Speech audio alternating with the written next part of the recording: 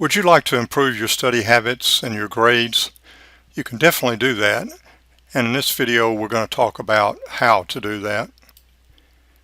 Here's a student who's studying, I guess, but I'm suspicious. If he's really concentrating on his studying, why is he smiling? Studying is hard work, and so it makes me wonder what's really going on here. Okay, now I get it. He's doing a little bit of studying, but he's doing a lot of other things too. He's got Twitter feed coming in, and of course text message, and he's got to have some tunes, so he's got Wu-Tang playing, and of course he's got to have Facebook. He's got some international friends, so he's got WhatsApp running, and of course you've got to have Snapchat, and some of his friends use Google G-Chat, and there's a little bit of studying taking place too. So this student's trying to do a number of things at once.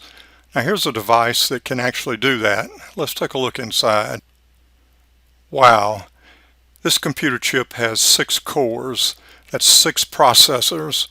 That means this chip is capable of running 6 jobs independently at one time. And if one of those jobs crashes, the other 5 continue with no problem. Very impressive, but also out of date, because now Intel and other manufacturers are manufacturing computer chips that have even more cores than this. Here in contrast is an early computer chip. This chip has 1 processor. It's capable of doing only one thing at a time. So the progress from this chip to the previous Core i7 is huge. There's been an enormous advance in computer technology. Now here's a biological fact. Your brain is like this old processor. You cannot do more than one thing at a time. It's absolutely impossible. People who think they are multitasking are actually doing something different that we'll talk about in a few minutes. But the research is absolutely conclusive. Human beings cannot do more than one thing at a time. Multitasking for human beings is impossible.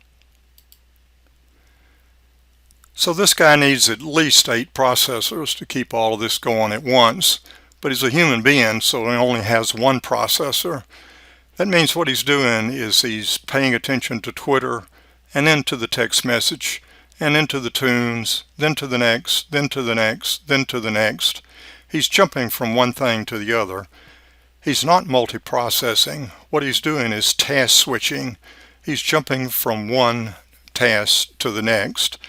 And it's been very well documented by the neuroscientists. This task switching imposes a huge cognitive load on the human brain.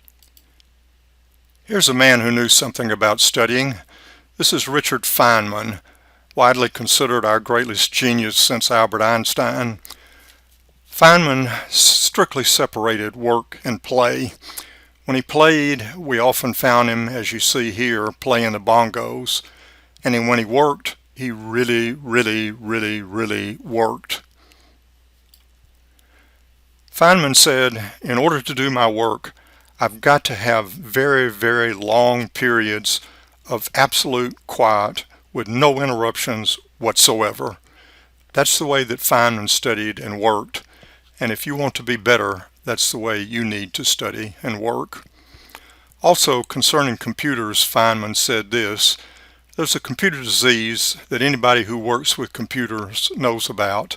It's a very serious disease, and it interferes completely with the work. The trouble with computers is that you play with them.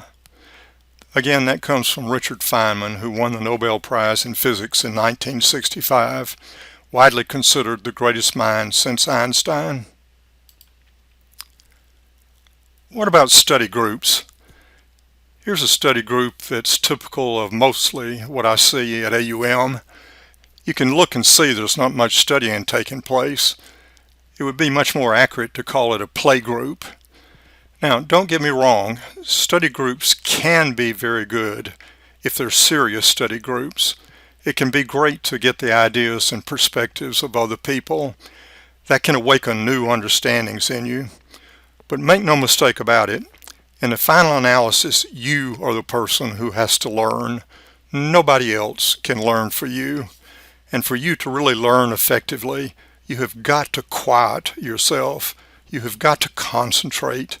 You've got to think deeply. And you cannot do this if you're task switching or if you're otherwise distracted. So you've got to focus. You've got to get completely isolated. You've got to get totally quiet. You've got to concentrate. And if you do that for, say, an hour, you're going to find that you're quite tired. And you should get tired because studying hard is very hard work. By the way, if you look at senior scientists, you'll find that usually they did their best work when they were in their mid-20s. The reason for that is doing great work requires great stamina, and it's in their mid-20s when scientists are both capable and have the stamina to do their greatest work. Please don't try to cram. It just does not work. Here's the reason. Learning first involves the learning residing in your short-term memory, but true learning requires that there be a transfer of those facts and concepts from your short-term memory to your long-term memory. That transfer requires time and it requires rest. You cannot do that if you're cramming. There's an old saying, sleep on it. That's really good advice because the transfer of learning from short-term memory to long-term memory requires time and it requires rest. So sleep on it and don't cram. Good luck to you in improving your study habits and your comprehension of subject matter. I hope that you find the ideas that we've discussed here helpful. Please remember, you can't do more than one thing at a time, so you've got to concentrate yourself on your studying. Human beings can task switch, but remember, when they do that, there's a terrible cognitive load. So concentrate yourself on the task at hand. If you want to reach your potential, if you want to learn well, then you've got to eliminate all distractions. Allow no distractions whatsoever and really concentrate intensely. You're going to have to find a place that's quiet and completely free of interruptions. I don't claim that that's going to be easy, but you can arrange it. If you really study in a high quality fashion, you'll get very tired. So allow yourself to take breaks. You're going to have rest. Don't attempt to cram. It simply won't work well. You cannot work well by staying up all night.